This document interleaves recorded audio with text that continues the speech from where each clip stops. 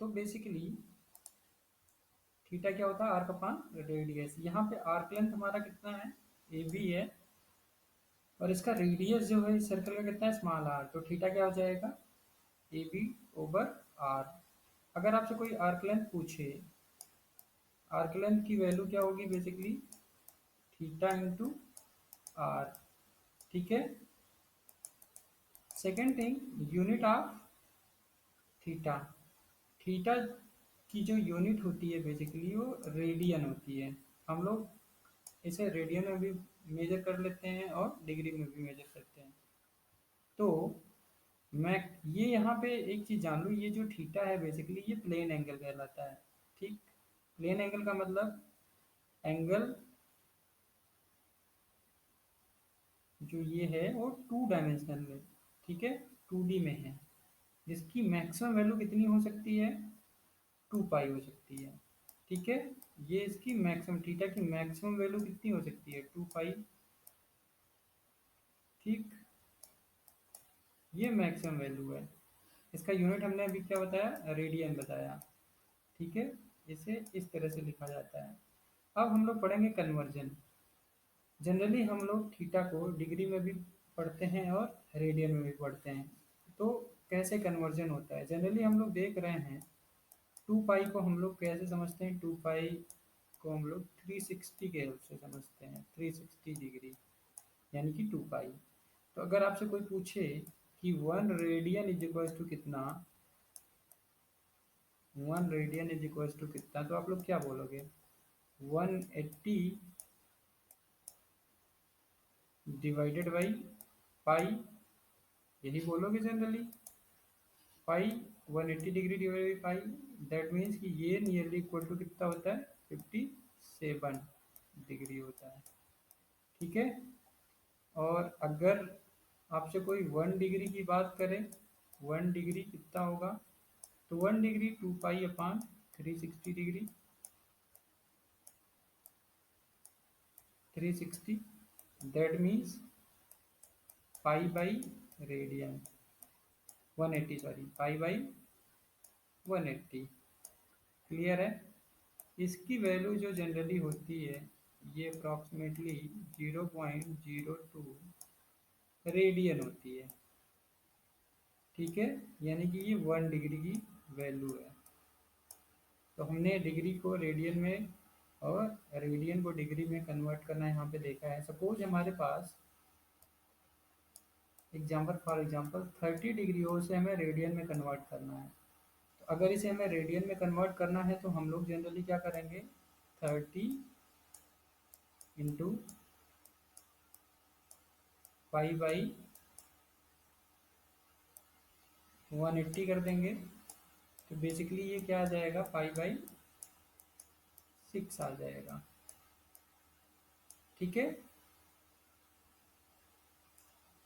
तो ये 30 डिग्री की वैल्यू है इन रेडियन में। अगर हमारे पास पाई बाई 2 एंगल रेडियन में, और इसे आपसे बोला जाए कि इसे हमें कन्वर्ट करना है डिग्री में, तो हम लोग क्या करेंगे, जनरली पाई बाई 2 को कन्वर्ट कर देंगे किस में,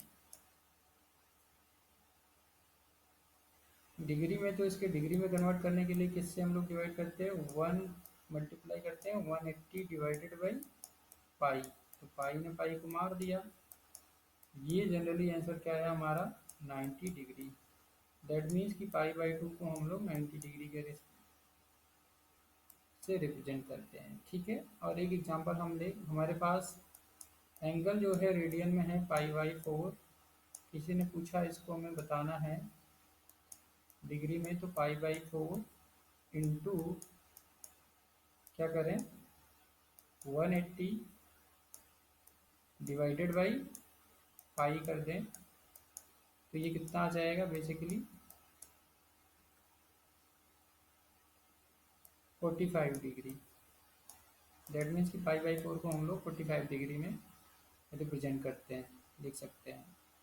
तो ये था कन्वर्जन और कुछ एग्जांपल्स कि कैसे रेडियन को रेडियन को डिग्री में और डिग्री को रेडियन में कन्वर्ट करते हैं। ठीक है।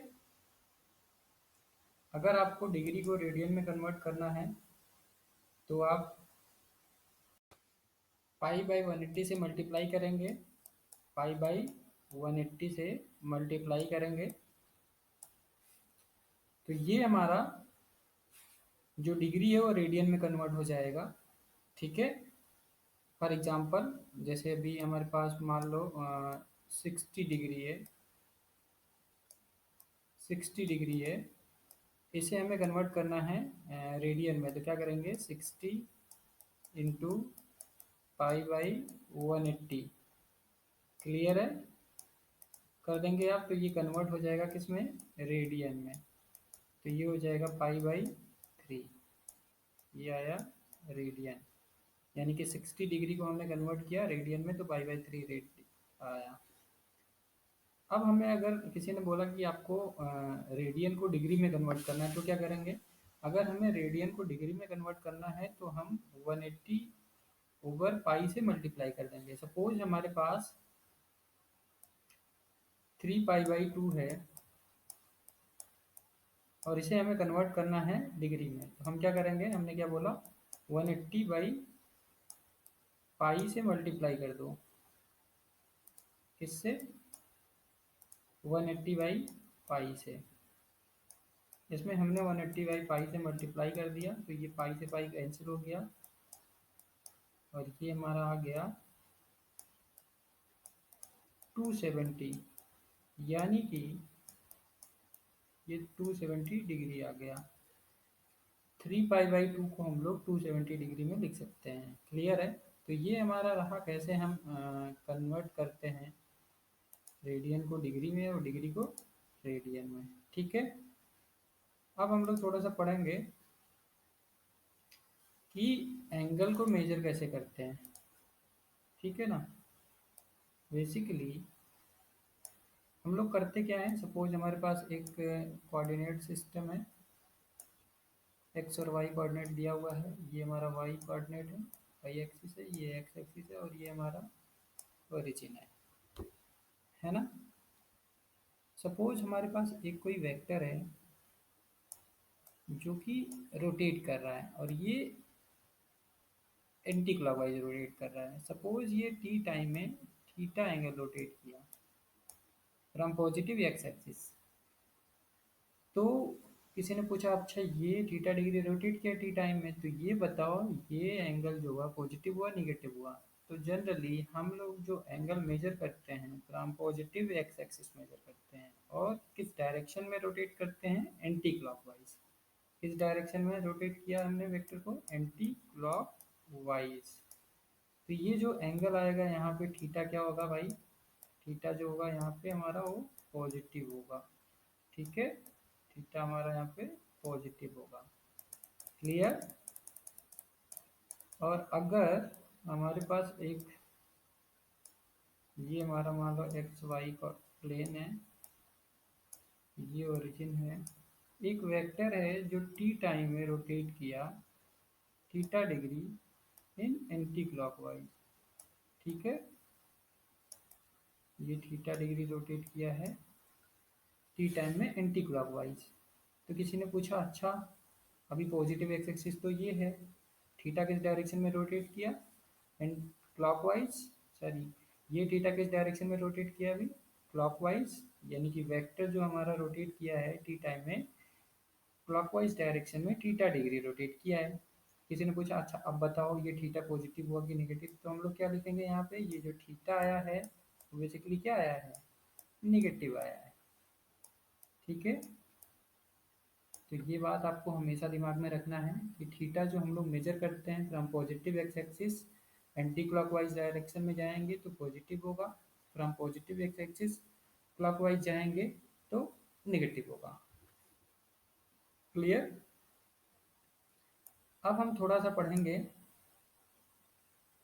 Different different sine cosine trigonometric ratio के बारे में पढ़ेंगे। तो आपको पता है कि अगर हमने मान लो ये हमारा एक सर्कल है, कोई पार्टिकल टी टाइम में यहाँ से ऐसे स्टार्ट किया रोटेट करते करते यहाँ पहुँच गया, ये मान लो एक्स एक्सिस और वाई एक्सिस अगर हम ट्रीट कर लें, ये एक्स एक्सिस ये वाई एक्सिस, तो ये मान लो एक पॉइंट है पी, तो इसका कोऑर्डिनेट क्या लिखेंगे, तो बेसिकली इसको हम लोग इस पॉइंट का कोऑर्डिनेट जो लिखेंगे x कॉमा वाई लिखेंगे। अब किसी ने पूछा अच्छा बताओ, अगर हमने हमारे पास एक वेक्टर होता, यहाँ से रोटेट करता यहाँ पहुँच जाता, टी टाइम में इसने मान लो थीटा रोटेट किया है एंगल को,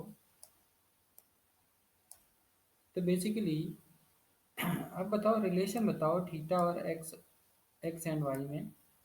तो इस तरह के रिलेशन को जनरली हम लोग कहते हैं relation between polar coordinate and Cartesian coordinate. तो जो थीटा वगैरह होता है इसे हम लोग बोलते हैं पोलर कोऑर्डिनेट, और एक्स और वाई को आप लोग जानते हैं कार्टेशियन कोऑर्डिनेट बोलते हैं।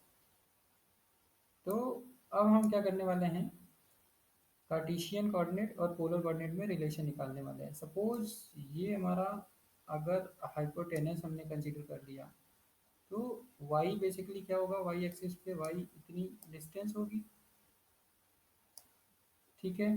तो हम लोग इतने डिस्टेंस को क्या लिख सकते हैं, y लिख सकते हैं, बिल्कुल लिख सकते हैं।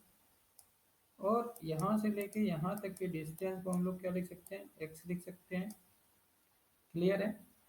तो बेसिकली ये सपोज अगर हमने मान लिया यहाँ से लेके यहाँ तक का डिस्टेंस एक रेडियस है r, तो अब ट्रिग्नोमेट्रिक फंक्शंस जो होते हैं,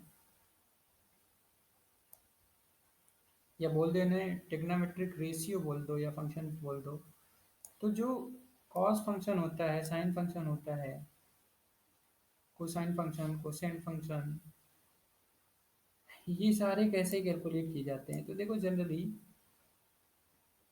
जो साइन होता है उसको हम लोग लिखते हैं परपेंडिकुलर अपॉन हाइपोटेनस। तो परपेंडिकुलर यहाँ क्या है, y है, हाइपोटेनस यहाँ क्या है, r है। तो ये बेसिकली बन गया हमारा साइन थीटा, ठीक है। तो साइन थीटा की जो वैल्यू हम यहाँ से लिखेंगे, क्या लिखेंगे, y बाई आर। क्लियर है। नेक्स्ट जो कॉस थीटा आता है, कॉस थीटा का मतलब होता है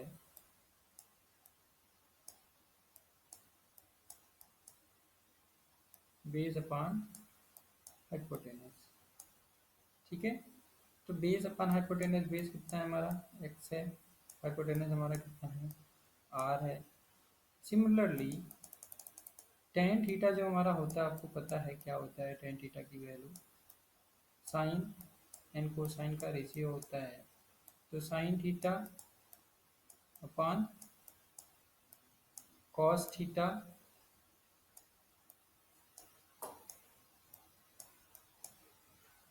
दैट मीन्स कि परपेंडिकुलर अपॉन बेस। सिमिलरली यहाँ हम क्या लिख सकते हैं, y बाई एक्स। तो ये हमारा हो गया टेन थीटा की वैल्यू, ठीक है ना। बाकी कॉट थीटा क्या होता है,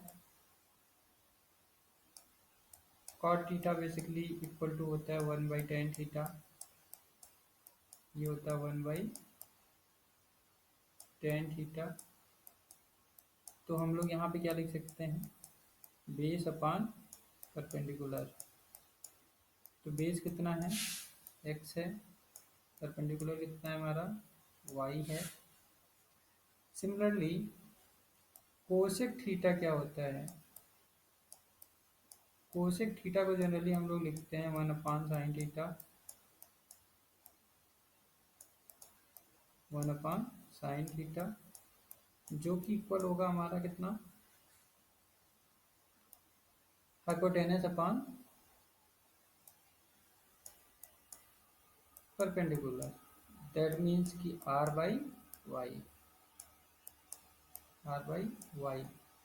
सेक थीटा की बात करें तो सेक थीटा जनरली होता है वन अपान कॉस थीटा, जिसकी वैल्यू होती है basically hypotenuse upon base. Clear. तो ये हमारा ट्रिग्नोमेट्रिक फंक्शंस थे जिनके बारे में हमने डिस्कशन किया, ठीक। याद रहेगा आपको ये सारी चीज़ें। बिल्कुल सही से याद रखिए सब। अब एक एग्जांपल हम लोग करते हैं जल्दी से। सपोज हमारे पास एक राइट एंगल ट्रायंगल है जिसके साइड कुछ ऐसे हैं। ये राइट एंगल ट्रायंगल है सपोज हमारे पास। ये मान लो 3 है, ये 4 है और ये 5 है। ये एक राइट एंगल ट्रायंगल है, ये हमारा सपोज थीटा है। अब आपसे पूछा जा रहा है कि इसमें sine theta, cos theta, tan theta की वैल्यू बताओ। तो साइन थीटा की वैल्यू बेसिकली क्या होगी? Sine theta will be equal to perpendicular upon hypotenuse. तो परपेंडिकुलर कितना हो गया? 4 एंड हाइपोटेनस का 5 है। देन आपसे पूछा जा रहा है कि आप कॉस थीटा के बारे में बताइए। तो cos theta will be equal to क्या हो जाएगा? कॉस थीटा का फार्मूला क्या होता है? Base upon hypotenuse, that means कि 3/5। क्लियर है? सिमिलरली आपसे टेन थीटा पूछा गया। टेन थीटा का मतलब perpendicular upon base, that means की 4/3। क्लियर है? तो ये हमारा आंसर है साइन थीटा का, कॉस थीटा का और टेन थीटा का। क्लियर? नेक्स्ट चीज हम लोग पढ़ेंगे साइन कन्वेंशन। तो हमने पीछे पढ़ लिया था। अब हम देखेंगे कि कार्टेशियन कोऑर्डिनेट में फर्स्ट कोऑर्डिनेट, सेकंड कोऑर्डिनेट और थर्ड फोर्थ में कॉस मतलब ऑल, किसमें सारे के सारे पॉजिटिव होते हैं, किसमें साइन और साइन और कोसेक पॉजिटिव होता है, किसमें टेन और कॉट पॉजिटिव होता है, कौन से कोऑर्डिनेट में सेक और कोसेक पॉजिटिव होता है। तो बेसिकली इसके लिए हमें एक कोऑर्डिनेट बनाना होगा एक्स और वाई एक्सिस से मिलके जो कोऑर्डिनेट बना है। तो बेसिकली ये हमारा वाई एक्सिस सपोज हो गया, ये हमारा एक्स एक्सिस हो गया, ये हमारा ओरिजिन हो गया। तो यहाँ से हम लोग लिखते हैं बेसिकली ये फर्स्ट क्वाड्रेंट हो गया हमारा, और ये सेकंड क्वाड्रेंट हो गया, ये थर्ड क्वाड्रेंट हो गया, और ये हमारा फोर्थ क्वाड्रेंट हो गया। ठीक है बच्चों?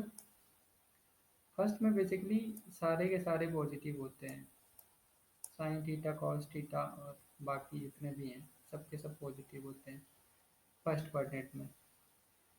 ठीक है? फर्स्ट क्वाड्रेंट हमारा क्या है? जिसमें साइन, कॉस, टेन, सेक, कोसेक, कॉट सारे के सारे पॉजिटिव हों। Second coordinate basically sine theta और कोसेक थीटा का अगर बोला जाता है, तो यहाँ पे साइन थीटा और साइन थीटा का साथी कौन है? Cosec theta. ये दोनों यहाँ पे पॉजिटिव होते हैं। थर्ड क्वाड्रेंट में कौन कौन पॉजिटिव होता है? Tan theta and cot theta. ये जो पॉजिटिव जिस क्वाड्रेंट में जो जो पॉजिटिव होगा वहाँ वहाँ लिखा जा रहा है। और फोर्थ क्वाड्रेंट में कॉस थीटा, कॉस थीटा का भाई कौन है? Sec theta. ये लोग इसमें पॉजिटिव होते हैं। ठीक है? तो ये हमारा क्वाड्रेंट सिस्टम रहा। कौन से क्वाड्रेंट में कौन पॉजिटिव है कौन नेगेटिव है, ये हमने देखा। सपोज कि अगर हमने यहाँ पे दिया हो कॉस थीटा, मान लो एक एंगल यहाँ पे आया और बोला गया हो कि ये दिया गया है थीटा, तो बताओ कॉस थीटा की वैल्यू क्या हुई? तो ऐसे केसेस में कॉस थीटा की वैल्यू हम लोग क्या लिखेंगे? तो बेसिकली यहाँ पे कॉस थीटा की जो वैल्यू आएगी वो क्या आएगी? नेगेटिव आएगी। ठीक है? क्यों? क्योंकि जो थीटा है किस कौन से क्वाड्रेंट में है? सेकेंड क्वाड्रेंट में। सिमिलरली अगर यही थीटा हमारा यहाँ पे कोई वेक्टर होता और वो ऐसे आ रहा होता, ये थीटा होता, तो कोई आपसे पूछता कि बताओ साइन थीटा बताओ क्या होगा? तो बेसिकली यहाँ पे जो साइन थीटा होता है वो क्या होगा? निगेटिव होगा। क्लियर है? तो आई होप ये आपको समझ में आ गया होगा। अब किसी ने पूछा हमारे पास साइन, कुछ एग्जांपल्स हम लोग करते हैं। सपोज हमारे पास साइन 135 है डिग्री, इसे हमें कैलकुलेट करना है कि इसकी वैल्यू क्या होगी। तो इसको हम लोग क्या लिख सकते हैं, साइन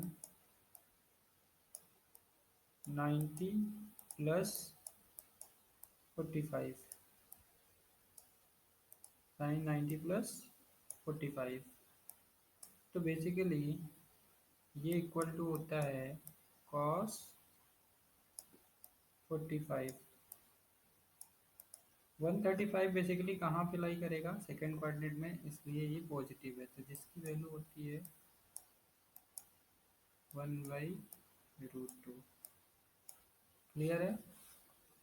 नाउ अगला एग्जांपल हम लोग करते हैं। अपन के पास है साइन 210, साइन 210 है। अब क्या करें हम लोग, तो इसको लिखेंगे ऐसे, sine 180 plus 30 degree will be equal to minus sine 30 degree. Clear है। जिसकी वैल्यू कितनी होगी, माइनस 1/2। नेक्स्ट एग्जांपल हम लोग देखते हैं। सपोज अपन के पास है कॉस 135। कॉस 135 को हम लोग क्या लिख सकते हैं generally, cos 90 plus 45। Cos 90 plus 45 को हम लोग जनरली क्या लिख सकते हैं, माइनस साइन 45। क्लियर है। तो इसकी वैल्यू क्या आएगी, इसकी वैल्यू आ जाएगी -1/√2। क्लियर है। इस तरह से हम डिफरेंट कोऑर्डिनेट में जाके थीटा की वैल्यू कैलकुलेट कर सकते हैं। और हमने जैसे पीछे ऊपर ऊपर डिस्कस किया था कि किस तरह से एंगल कहाँ पे पॉजिटिव और कौन सा एंगल पॉजिटिव होगा, कौन सा नेगेटिव होगा। ठीक है। अब हम लोग पढ़ते हैं कुछ ट्रिग्नोमेट्रिक फार्मूले। जैसे सपोज हमारे पास cos square theta plus sine square theta है, तो इसकी वैल्यू जनरली कितनी होती है, इसकी वैल्यू कितनी होती है, 1 होती है। ठीक है। इसी तरह से अगर हमारे पास 1 प्लस टेन थीटा है, टेन स्क्वायर थीटा है, तो इसकी वैल्यू कितनी होती है, ये होती है सेक स्क्वायर थीटा। क्लियर है। इसकी वैल्यू होती है सेक स्क्वायर थीटा। इसी तरह से अगर हमारे पास 1 प्लस कॉट स्क्वायर थीटा है, तो ये इक्वल होगा किसके बच्चे, ये इक्वल जनरली होगा कोसेक स्क्वायर थीटा के। ठीक है। अच्छा, अब कुछ चीज़ें इसमें से देखते हैं हम लोग। जैसे हमारे पास मान लो साइन ए प्लस माइनस बी है, तो इसकी वैल्यू क्या होगी। तो जनरली इसकी जो वैल्यू होती है, sine a cos b plus minus cos a and sine b, इसके बराबर होती है। यहाँ जो बीच में साइन आता है, ये बेसिकली प्लस माइनस का आता है। सिमिलरली अगर हमारे पास cos A plus minus B हो तो इसकी वैल्यू कितनी होती है? इसकी वैल्यू होती है cos A into cos B minus plus sine A into sine B. ठीक है बच्चे। सिमिलरली अगर हमारे पास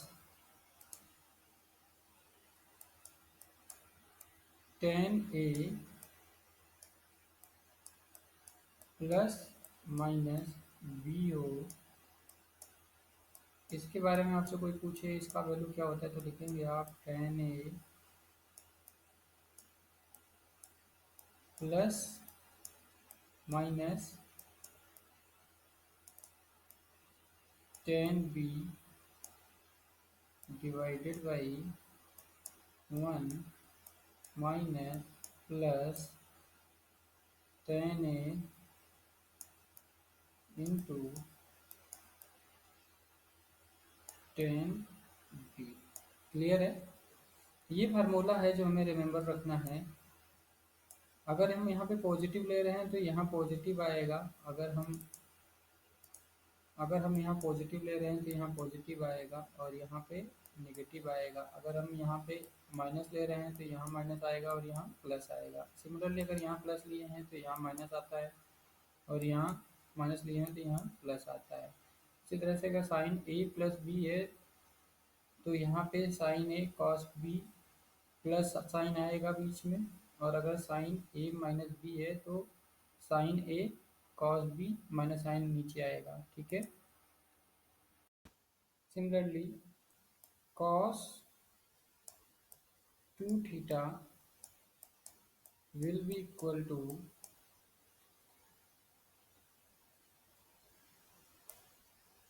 cos square theta minus sin square theta, which will be equal to 2 cos square theta minus 1, and it will also equal to 1 minus 2 sin square theta.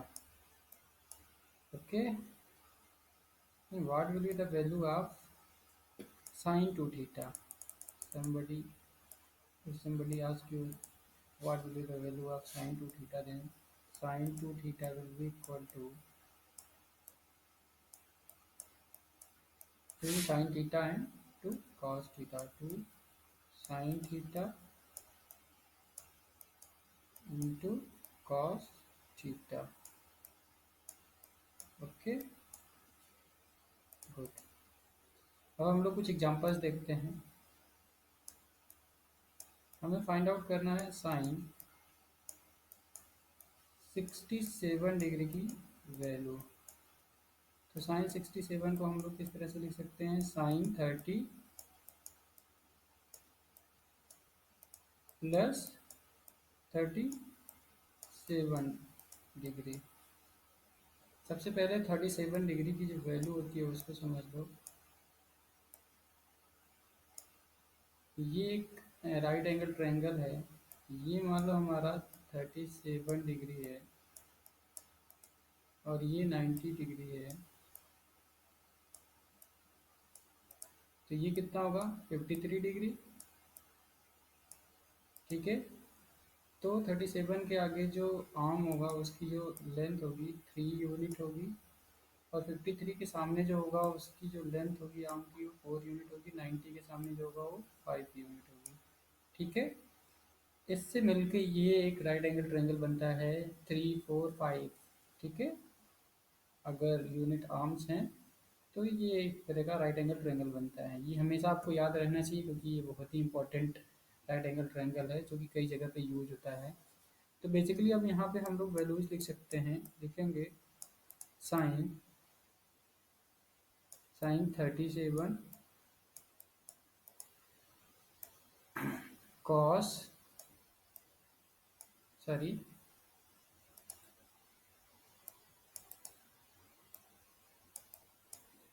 फिर से इसको हम लिखना चाहेंगे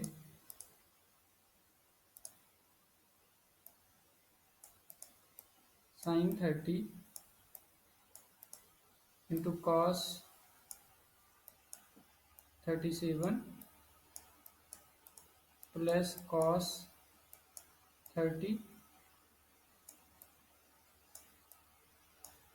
इंटू साइन 37। ठीक है, यही वैल्यू होगा, फार्मूला यूज करेंगे हम ऊपर वाला। साइन 30 की वैल्यू क्या होती है? साइन 30 की वैल्यू होती है 1/2। यहाँ से हम लोग अगर कॉस 37 की वैल्यू लिखें तो क्या लिखेंगे? 4/5। ये वैल्यू हो गई आपकी 4/5 प्लस कॉस 30 की वैल्यू क्या हो जाती है? कॉस 30 की वैल्यू √3/2 होती है। साइन 37 की वैल्यू इसी तरह से क्या आएगी? साइन 37 की वैल्यू 3/5 आ जाएगी। तो इसको आप सॉल्व कर दीजिए तो ये बेसिकली कितना आएगा? 4 प्लस 3√3/10। ये इसका आंसर है साइन 67 की। ये आंसर है हमारे पास। ठीक है, इसी तरह से आपको निकालना है वैल्यू आगे। tan 83। तो हम लोग बेसिकली tan 83 की वैल्यू फाइंड आउट करने जा रहे हैं। tan 83 को हम लोग लिख सकते हैं tan 30 प्लस tan 53। और हमें अभी ऊपर फार्मूला हमने देखा है tan a प्लस b का जो फार्मूला आ रहा था वही अप्लाई करेंगे। tan 30 plus tan 53 whole divided by 1 minus tan 30 into tan 53। ठीक है, अब यहाँ से हम लोग देख सकते हैं tan 30 की वैल्यू हमें पता है कितनी होती है? 1/√3 प्लस tan 53 की वैल्यू कितनी होती है? tan 53 की वैल्यू अगर यहाँ से देखो 53 के सामने कितना है? 4 है, तो 4/3। तो परपेंडिकुलर अपॉन बेस अगर कैलकुलेट कर देंगे तो ये आ जाएगा 4/3। और यहाँ कर दें, हमें सारी वैल्यूज पता चल चुकी है। माइनस tan 30 tan 53 tan 30 की वैल्यू 1/√3 होता है इंटू 4/√3। तो इसको हम लोग लिख सकते हैं 3 plus 4√3 whole divided by 3√3 minus 4। तो ये आएगा इसका आंसर। ठीक है, नेक्स्ट क्वेश्चन हम लोग देखते हैं। cos 127। cos 127 को हम लोग जनरली क्या लिख सकते हैं? cos 90 plus 37। तो इसको क्या लिखा जाएगा? फार्मूला अप्लाई कर दो cos a प्लस b का। cos 90 into cos 37 minus sine 90 into sine 37। ठीक है, साइन 37। अब इसको हम लोग क्या लिख सकते हैं? जनरली cos 90 की वैल्यू क्या होती है? 0। तो ये जो टर्म क्या हो जाएगा हमारा? 0 हो जाएगा। अब ये बचा साइन 90 की वैल्यू 1 होती है। साइन 37 की वैल्यू हमने पीछे अभी देखा है। साइन 37 की वैल्यू क्या लिख सकते हैं, 3/5। तो ये जो आंसर आया इसका -3/5 आया। ये है कॉस 127 की वैल्यू। ठीक है, नेक्स्ट एग्जांपल हम लोग देख लेते हैं। कॉस 67, कॉस 67 को हम लोग क्या लिख सकते हैं, कॉस 30 प्लस 37। तो इसको फिर से वैसे लिखिए, cos 30 into cos 37 minus sine 30 into sine 37। ठीक है, ये हो जाएगा साइन 37। क्लियर। अब आप सारी वैल्यूज रख दो। कॉस 30 की वैल्यू होती है √3/2। कॉस 37 की वैल्यू यहाँ से पुट कर दो, कॉस 37 की वैल्यू हो जाएगी 4/5। ये हो गया 4/5 माइनस साइन 30 की वैल्यू होती है 1/2। कॉस 37 की वैल्यू हो जाएगी 3/5। तो ये हो जाएगा बच्चे 3/5। तो वैल्यूज कैलकुलेट कर लो। ये आ रहा है 4√3 माइनस 3 होल डिवाइडेड बाई 10। ये हमारा आया बच्चे कॉस 67 की वैल्यू। ठीक है, इसी तरह से कोई भी इस तरह की वैल्यूज दी हुई हो तो हम लोग बेसिकली जो फार्मूला देखे हैं उसका यूज करके हम सारी वैल्यूज को कैलकुलेट कर सकते हैं।